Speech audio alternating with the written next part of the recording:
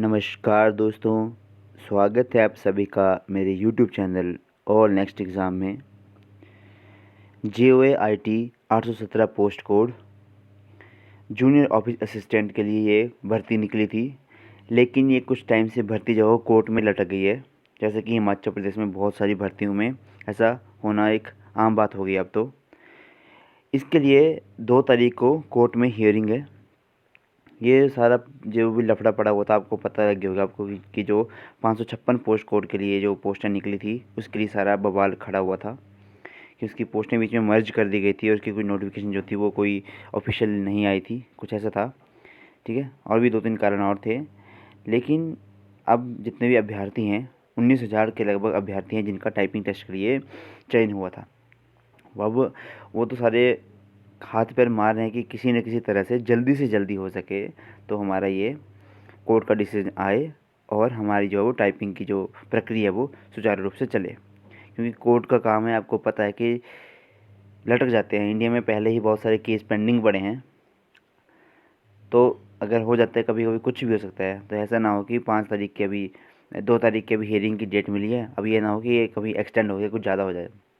इसी उपलक्ष्य में हिमाचल प्रदेश के जो JOA के अभ्यर्थी हैं वो अब मुख्यमंत्री जयराम ठाकुर जी से मिलने आज उनके पास जा रहे हैं। तो ये न्यूज़पेपर में एक आर्टिकल आया था इसके लिए, तो मैं आपको उसके बारे में आपको अवगत करवाता हूँ कि आज मिलेंगे मुख्यमंत्री से JOA 870 के अभ्यर्थी। हमीरपुर चयन बोर्ड अब तो पूरे मतलब मुझे लगता है कि इंडिया में ये हॉट टॉपिक बन गया है। मैं देख रहा था कोई एक नेशनल लेवल का न्यूज़ चैनल था, उसमें भी इसके बारे में बताया गया था, मतलब किसी ने चर्चा हो रही थी, उसका जिक्र हुआ था। तो इसमें क्या है कि माननीय हाई कोर्ट द्वारा गत 26 अगस्त को पोस्ट कोड 817 के तहत हो रही जूनियर ऑफिस असिस्टेंट की भर्ती प्रक्रिया पर रोक लगाई है। लिखित परीक्षा पास कर चुके 19,000 अभ्यर्थी इसके लिए प्रदेश सरकार को जिम्मेवार ठहरा रहे हैं और सरकार के प्रति उनकी नाराजगी भी दिखी जा रही है। सभी जिलों के अभ्यर्थी बुधवार को शिमला में मुख्यमंत्री जयराम ठाकुर से मिलने वाले हैं। बिलासपुर से अभ्यर्थी सुशील कुमार, हमीरपुर से अंकुश कुमार, ऊना से कनिका जायसवाल, सिरमौर से सुनील, कुल्लू से हनी, शिमला से रचना, सोलन से तुषार और मंडी के रमेश चंदेल ने बताया कि 21 मार्च 2021 को पोस्ट कोड 817 के को लाखों अभ्यर्थियों ने एग्ज़ाम दिया था, जिसमें से लगभग 19,000 अभ्यर्थियों का टंकन परीक्षा के लिए चयन हुआ। उन्होंने कहा कि 26 अगस्त 2021 को शाम को चयन आयोग की ओर से मैसेज आया कि 5 सितंबर 2021 तक की टंकन की परीक्षाओं को स्थगित कर दिया गया है। उन्होंने कहा कि ये उन 19,000 अभ्यर्थियों के लिए बड़ा झटका है जो कड़ी मेहनत करके टंकन परीक्षा तक पहुंचे हैं।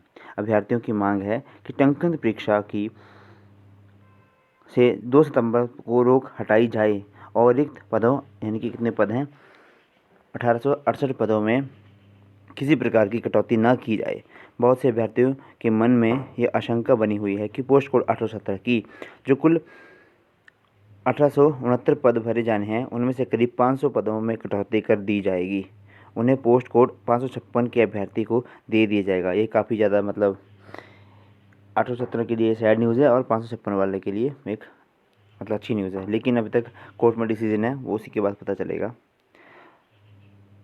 सभी अभ्यर्थियों ने कहा कि अगर NP नियमों के तहत भर्ती की जाए तो पोस्ट कोड 870 के पदों में किसी तरह की कटौती नहीं की जाए।